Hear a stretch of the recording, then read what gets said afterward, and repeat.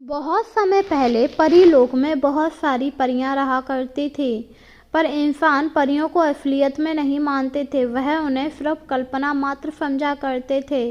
वहीं परियां रोजाना पृथ्वी पर घूमने के लिए आया करती। एक रात परियां पृथ्वी पर घूमने के लिए आईं तो उन्होंने देखा सभी लोग सो रहे थे। यह देखकर रानी परी ने कहा, अरे पृथ्वी कितनी सुंदर है, अगर लोग इसे प्रदूषित ना करें तो ये और सुंदर हो सकती है। हाँ, तुम ठीक कह रही हो, पर इंसान है, इंसानों का तो काम ही होता है प्रदूषण करना।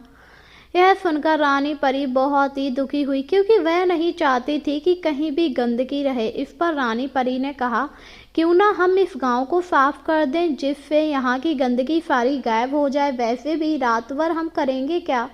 यह सुनकर सारी परियां तैयार हो गईं और उन्होंने रात में पूरे गांव की अच्छी तरह सफाई कर दी।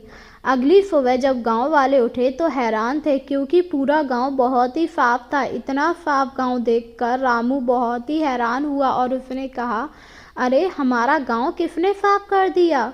पता नहीं किसने किया, पर एकदम चमका दिया है। ऐसा लगता है जैसे यहाँ गंदगी थी ही नहीं।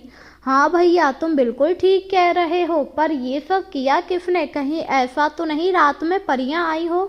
अरे तुम्हें पता नहीं है, परियां नहीं होती हैं। तो फिर ये किसने किया होगा। किसी को कुछ समझ में नहीं आ रहा था कि आखिर ये सब हुआ कैसे। इसके बाद गांव वाले फिर से अपने काम में लग गए। वहीं दूसरी तरफ परियां बहुत ही खुश थीं और अब वह रोजाना रात में जगह जगह जाकर साफ सफाई करने लगी, जिससे कुछ ही दिन में पृथ्वी और सुंदर लगने लगी। परीलोक से जब यह सब रानी परी ने देखा तो वह बहुत ही खुश हुई और एक दिन रानी परी को अपने पास बुलाया और उससे कहा, हमें बहुत खुशी है छोटी रानी परी कि तुमने पूरी पृथ्वी को साफ कर दिया। ये तो बहुत अच्छी बात है रानी माँ कि आपको मेरी साफ सफाई पसंद आई। अरे पसंद क्यों नहीं आएगी, और वैसे भी तुम मेरी बेटी हो, तो मुझे पता है तुम्हारे अंदर मेरे ही गुण हैं। मुझे बहुत ही खुशी होती है कि जब तुम ये सब करती हो।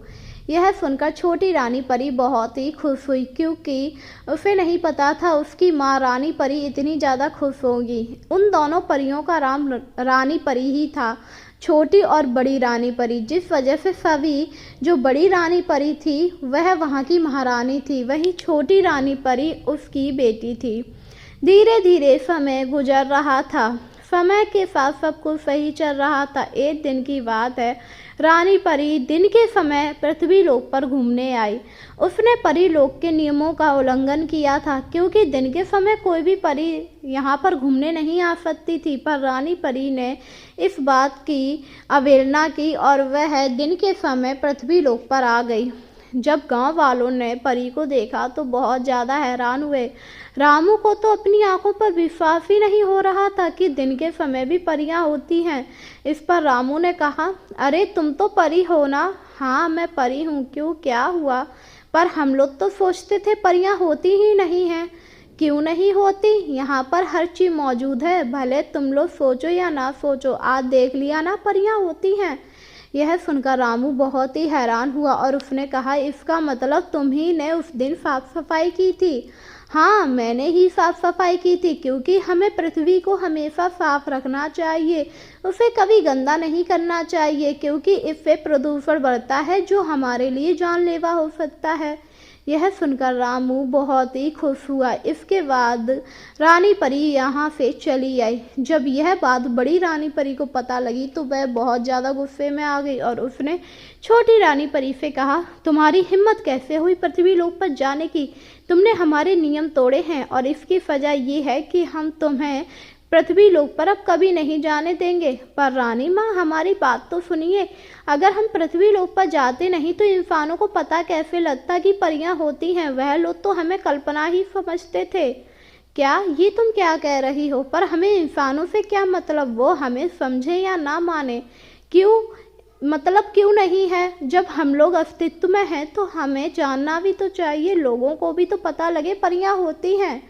अपनी बेटी की बात सुनकर रानी परी बहुत ही हैरान हुई और उसने कहा ठीक है, पर आगे फिर तुम जब भी जाओगी तो मुझे बता कर जाना, और वैसे रात के समय ही तुम लोग जाया करो, क्योंकि दिन के समय वहाँ पर अच्छे बुरे हर तरह के इंसान रहते हैं। किसी ने हम पर हमला कर दिया तो। हाँ, ये बात आपने बिल्कुल ठीक की, आगे से मैं ध्यान रखूंगी। यह सुनकर रानी परी बहुत ही खुश हुई और अब छोटी रानी परी भी बहुत खुश थी।